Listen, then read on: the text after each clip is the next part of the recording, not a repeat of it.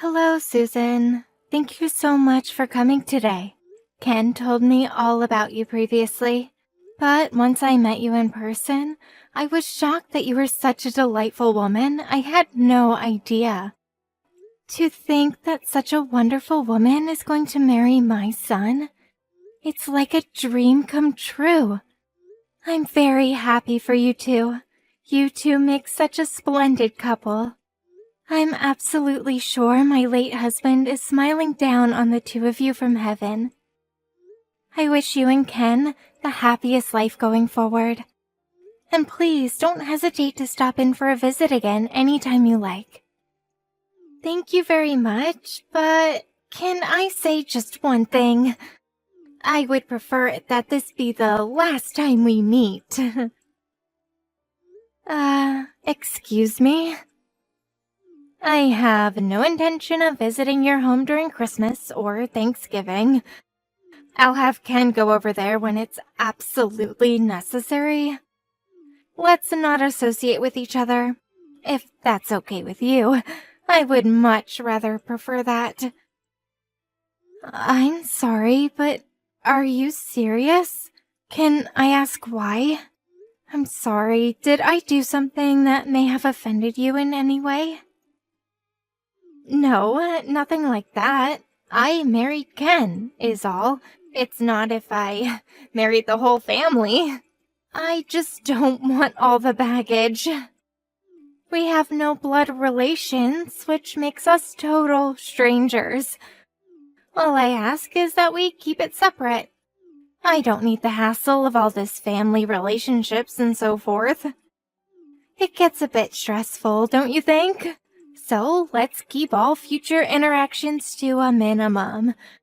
I'm going to shut off my line unless it's absolutely necessary. So, if you need something, please go through Ken, would you, please?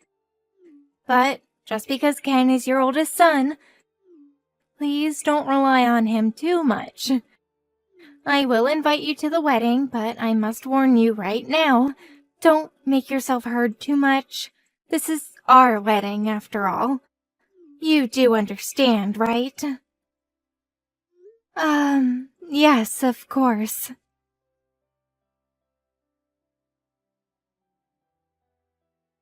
That's what she told me. I was pretty shocked, as you can imagine. Did I do something to offend her, maybe? Was Susan angry at me for something? Oh yeah, right, about that. I forgot all about that. No, she's not angry or anything. She's just being a little overly cautious, that's all. Overly cautious. Really? You mean she's self-conscious or something? No, nothing like that. It's just that her dad's grandma and her mom didn't really get along very well. Apparently she witnessed a feud between those two all while growing up, as far as I know. She and her mom have no contact with her grandmother anymore. So you can imagine her negative attitude toward family relationships such as with you and Susan. It's not about you, Mom. Nothing to do with her liking or disliking you. I see. So that's what this is all about. No wonder she seems so hostile. I have no antagonistic feelings toward her in the least. I suppose it's a form of trauma, huh? Exactly. I suppose you can say that. After she settles into married life for a while and gets used to being around you, she'll probably relax her guard and everything will be normal, I hope. It's not a problem for you, is it? You got Caroline and her husband, not to mention your grandkids just living down the street. If there's a problem, just call Caroline, right? Yeah, I suppose. Caroline and the kids keep me pretty busy. I don't have a problem with that, but it just seems kind of unsociable. After all, we are family. She seems like a nice person. I just thought we could have closer ties.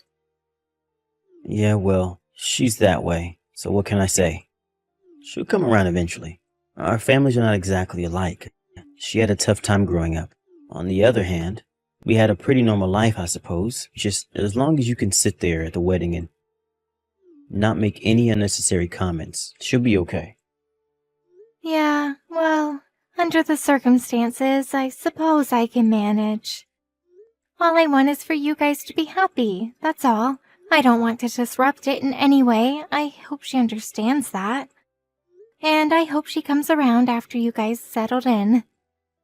Yeah, I suppose we just have to wait and see. Anyway, thanks for today. I'll contact you again once we get the wedding schedule all figured out.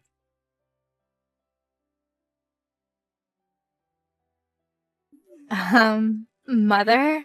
What the hell was that all about? Are you out of your mind or something?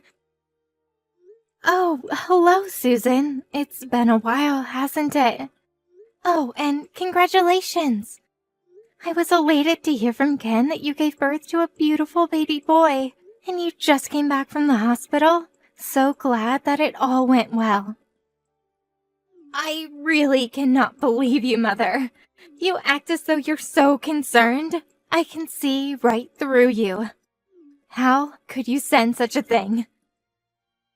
Excuse me? Acting concerned? I'm not acting. I am concerned. And what are you talking about, this thing? I'm talking about the baby clothes and the envelope of money. That thing. What the hell were you thinking sending me such a thing? Susan, I really don't know what you mean. I just thought it was an appropriate gift. Just something to congratulate you on giving birth. That's all. I really wasn't sure what to get, so I figured a monetary gift and some baby clothes. I'm sorry, I wasn't sure of your tastes, but I picked out something that was pretty basic. Did you not like it? You finally revealed yourself, haven't you? Sending such cheap clothes and money, trying to worm your way in and see your grandson? Pretty sneaky. This baby is our son, not yours. And I bet when you heard it was a boy, you wanted him for yourself. Well, that's not going to happen. I know what you're going to say next. Someone to take over the family, or some crap like that. Am I right? Pardon me. That was certainly not my intention. I didn't think you would use such underhanded tactics. I almost got comfortable because you've been so quiet for the past 3 years. Boy, was I wrong. Did you really think I would be duped into your little scheme with these cheap baby clothes? That's what I was worried about. An obsessive mother. I assure you, that was never my intention. It was just a simple gift for your baby. I didn't want it to be too extravagant. Thought you would take it wrong. As a matter of fact, I just found out it was a boy. I don't want to hear any of your rationalizations. He's not your grandson. Can't you get that through your head? He's not going to be taking over that family or anything like that. Just so you know, just because you brought Ken up as a single mother does not mean our child will take over your family. Not much of a family to take over anyways. Susan, I have never thought that at all. I couldn't even imagine thinking such a thing. You got me all wrong, Susan. I can't understand why you would think that of me. Playing the victim now, huh? I can read you like a book. You send a gift and money. That only means you want something from me. You wouldn't do this for free. I know the little game you're playing. Curry favor with us, and when you grow old and can't walk anymore, you want us to look after you. That's it, isn't it? I'm not going to fall for your little trick. Don't you dare think you can put one over on me. As for those baby clothes, I dumped them in the garbage. My parents are going to buy me whatever I want. Better quality clothes. Pardon me, are you serious? How could you? I would prefer that you not meddle in our lives. No matter how you try to pander us, we will never have any family interaction with you. Keep that in mind. And I will tell you this right now, I have no intention of looking after you when you get old. You are not seeing our children either. As a matter of fact, it would be preferable if you did not interact with Ken anymore either. Please, Susan, listen to me. You've got me all wrong. Can't you just give me a little time to explain myself? No, I don't want to hear it. There is nothing more for us to talk about. Just forget about us. Make like we never existed. Goodbye.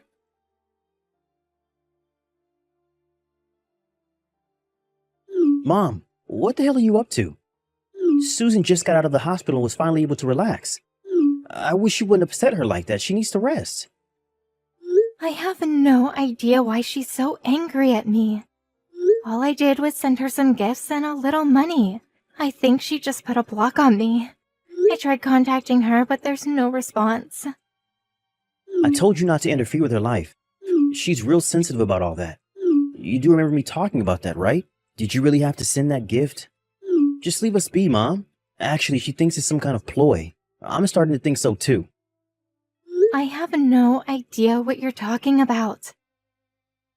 Come on, Mom. Don't sound so innocent. So, Susan was right about this all along. There was $5,000 in that envelope.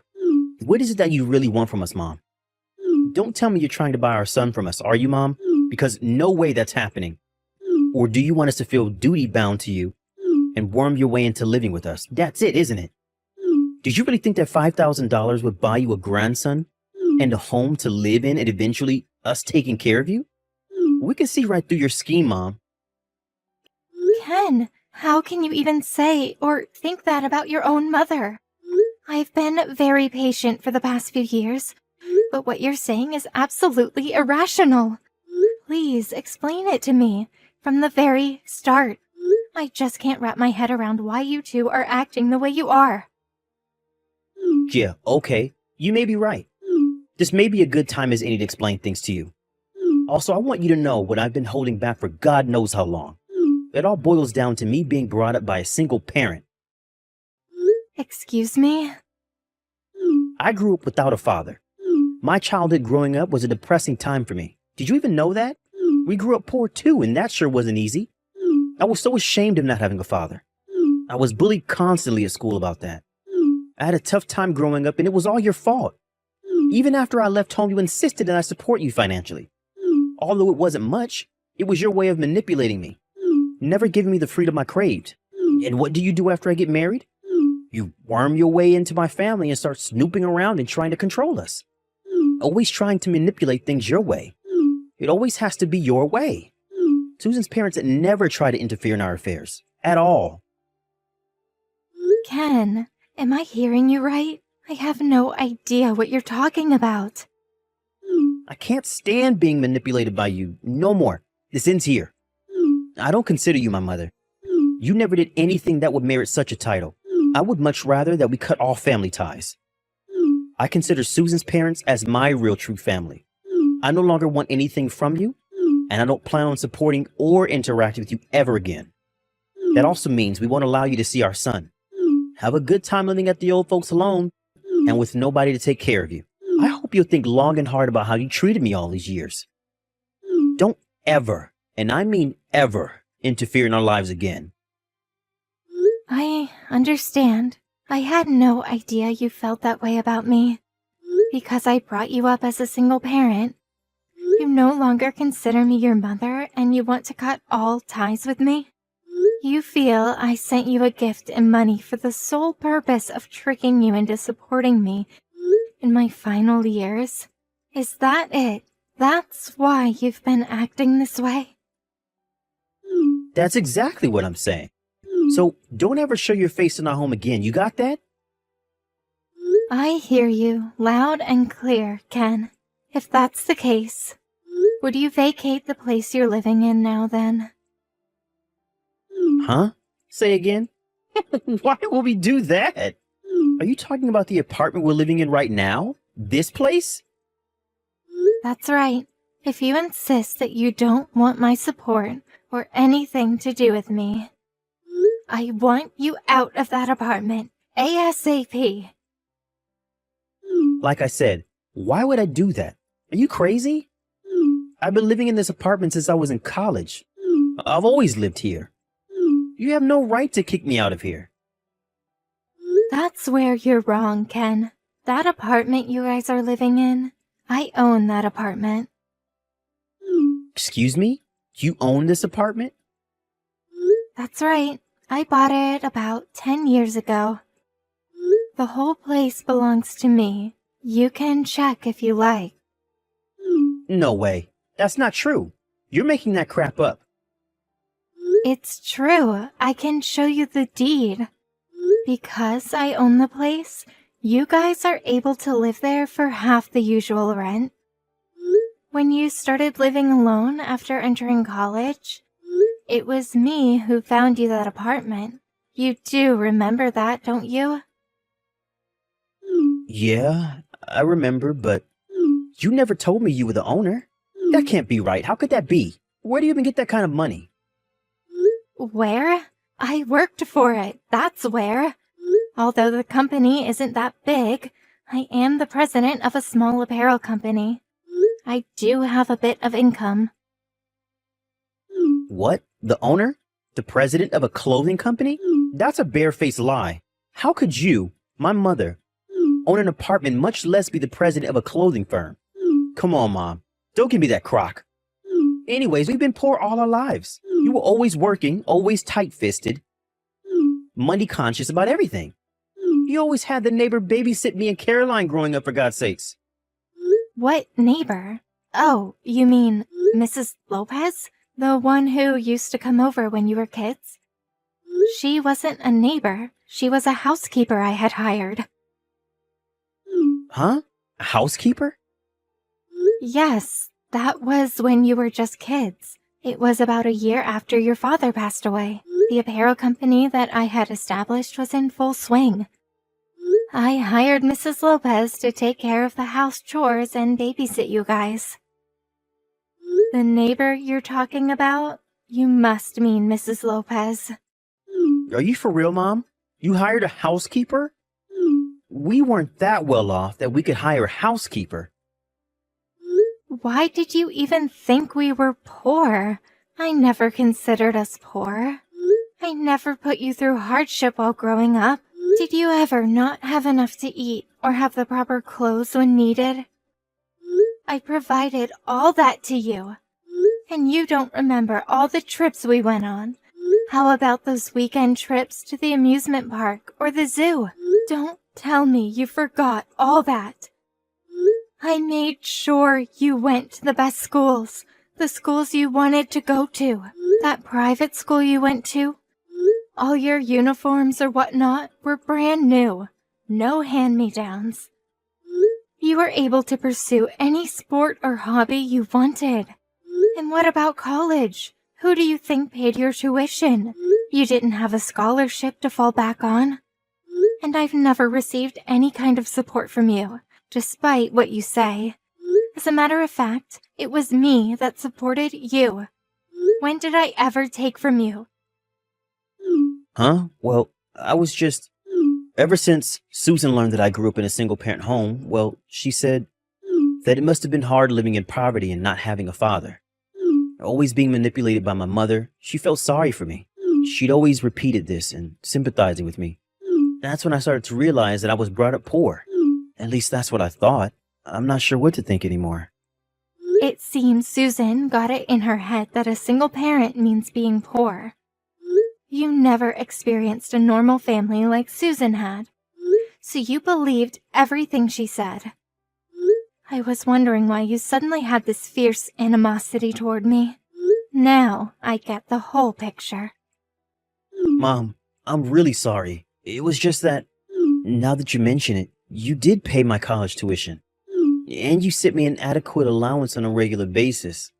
I never had any money problems. As a matter of fact, I was living better than most of my friends. But like an idiot, I forgot about all that. I was such a jerk to believe that crap. Please forgive me, Mom. There is no need to apologize. As a matter of fact, I feel relieved now that I know the real reason why you and Susan were acting this way toward me. Mom, thanks for understanding. Let's get back to what we were talking about the apartment. From next month, I'm going to ask that you pay the normal rent just like everyone else there. Huh? Wait, what? Well, why? Why? You don't need my help anymore, right? If you want to continue living there, well, just pay the usual rent. That's all I'm asking. If you can't do that, you're just going to have to move out. Wait a second, Mom. I just finished explaining everything to you. So why? It was all just one big mistake. So let's just get back to how it's always been. I apologized, didn't I? You said you were relieved for Pete's sake. I was just relieved to hear the reason you were mean. That has nothing to do with the apartment. After you said all those awful things to me, that you didn't think of me as your mother, that you wanted to cut all ties with me. Oh, and you were embarrassed that you grew up without a father, and that was my fault. Remember saying that? Then you do a flip-flop and say you're sorry and everything is back to square one. I'm sorry, but that sounds way too disrespectful. It just doesn't fly, Ken. Yeah, but I explained all that. Words are like bullets, Ken. They can injure people. There is no reversing it. My patience has reached its limit. And as you wish, I will cut all ties with you. No more support from me going forward. Just so you know. And when the time comes, I plan to leave everything, the company, home, and that apartment you're living in, right now, to Carolyn and her family. And about taking care of me in my senior years. I already arranged everything in that regard, so no worries there. You don't have to return all the money I sent you during college or that money I sent you last week for the baby. Wait, Mom, please. You can't do this to us. Apartment rent. We just had a kid, for God's sakes. We can't afford to pay more for rent, much less move out. What are you saying? Where'd that aggressive attitude go? You were all set on going in on your own. You didn't want my help. Please, Mom, forgive me. I was totally out of line. You can't do this to us. I am sorry, son. I already made up my mind. Talk the rest over with your wife.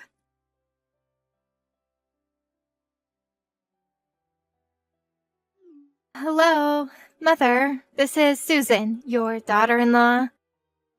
I'm so sorry for all the trouble we've caused. Ken explained everything to me.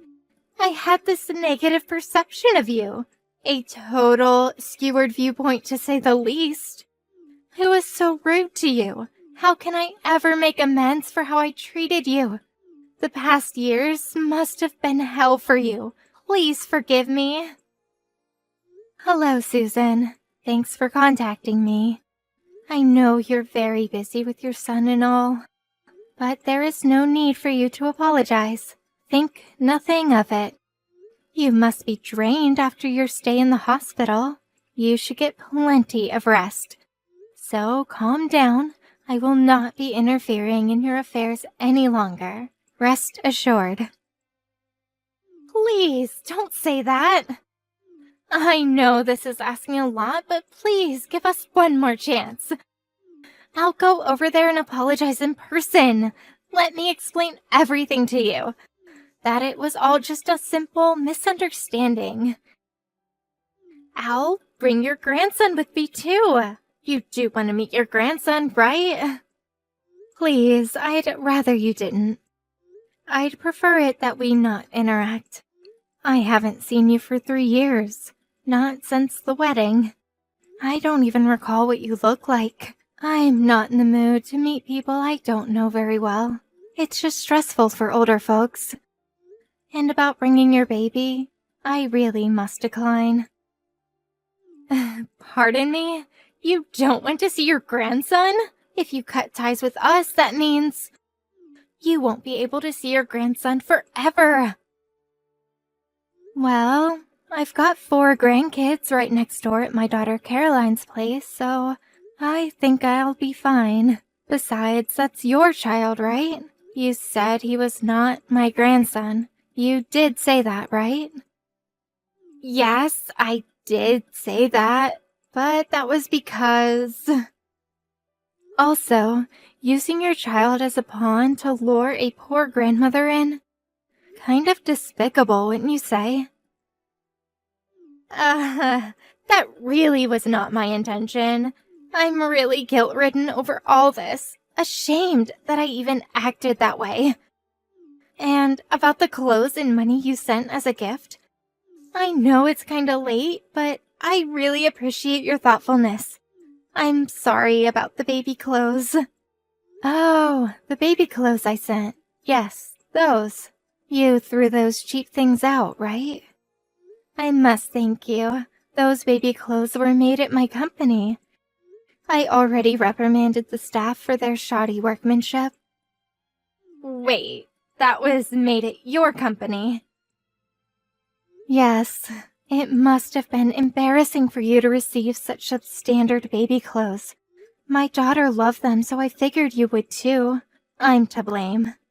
Please accept my apologies.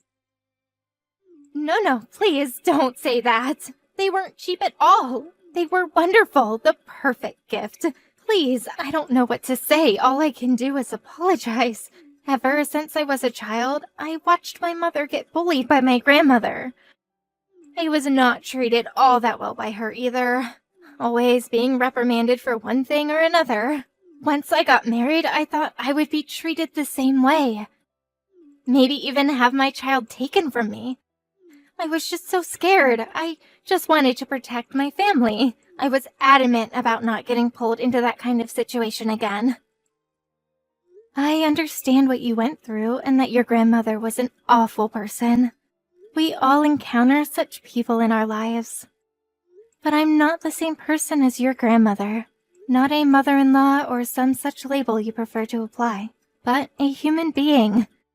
It's very emotionally distressing to be treated in such a way without knowing the reason why.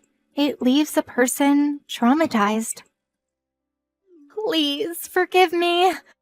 I did say those things without even knowing you at all. It's an unforgivable thing I did to you. My perspective was totally skewered. I beg your forgiveness. There is no need to apologize any further. I also would prefer that you not visit and apologize in person. I'm also worried about your health after what you went through. I need to get things sorted out.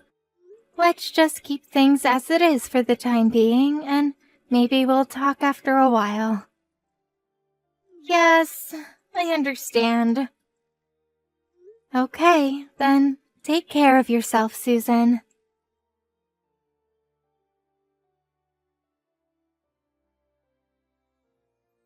I received a letter from Susan soon after. She repeated her apologies and explained why she acted the way she did. I was even paid a visit by her parents, whom I had never actually met, apologizing on her behalf.